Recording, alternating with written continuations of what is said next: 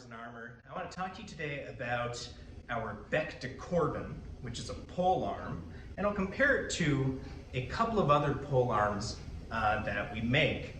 Now, the Bec de Corbyn, right, the word in French means raven's beak, and it refers to the shape of one of the spikes on this particular piece. Now, these are a fairly common weapon of the 15th and 16th centuries for, knightly combat, especially knightly duels in armor.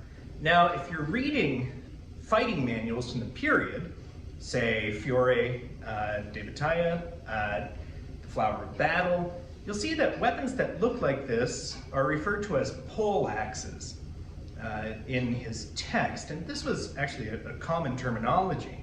And in fact, all of these would likely have been called pole axes, despite the fact that it's not an axe at all. Some pole axes, like our knightly pole axe here, actually had an axe on one side. Others, like our Italian pole hammer, right, have a spike and a hammer on the back, but no axe. This is just historical usage. Pole axe meant an arm, right, for fighting that was on a relatively long stick. Now this is confusing too, because pole in pole axe doesn't refer to the pole, right? It's different etymology of the word, right? So like a pole, like a staff, is not where this comes from. Instead, this word comes from really 12th century Middle Low German, which refers to head, right? So the pole of something is like its scalp or the top of it. So it's more like a political pole, where you're counting the heads of the people in the territory. So a pole axe was really a fighting axe, and not necessarily an axe at all, right? It was a long weapon for hitting people in the head, right? Hitting them in the pole. Seems to be the etymology of how these things came about.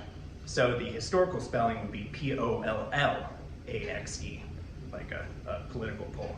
Now in the 17th century, there was some confusion, and the meaning of the word changed, and it started to be spelled and to refer to actually a pole, a piece of wood. So if someone says a pole axe, it's not like they're wrong. They're just using a later terminology. But it's kind of some fun details there. Now this weapon that I want to talk about is pretty sweet. It's got this 7-inch top spike, which is sharp for the thrust.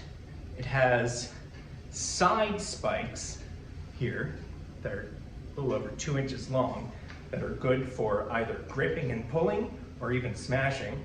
And then it has a hammer with 4 spikes on it.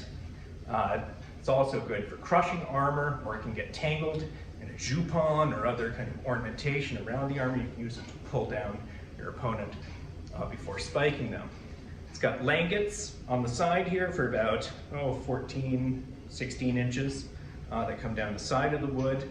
Langets reinforce this hammer.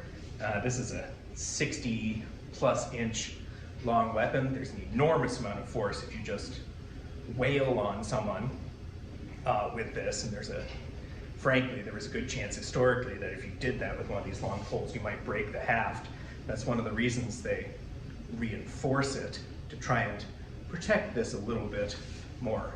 Although frankly, usually when you're fighting with these, you wouldn't be doing giant Hail Mary blows. You'd probably be holding it more like this, right, and binding your opponent's weapon, thrusting them in the face, trying to catch them, force them to the ground, and then smash them, if smashing was your goal. So check out our Bec de Corbyn. It's a beautiful weapon. You'll really enjoy it. This elegant beak is especially cool. There you go, you can see it up close. All right, thanks for watching.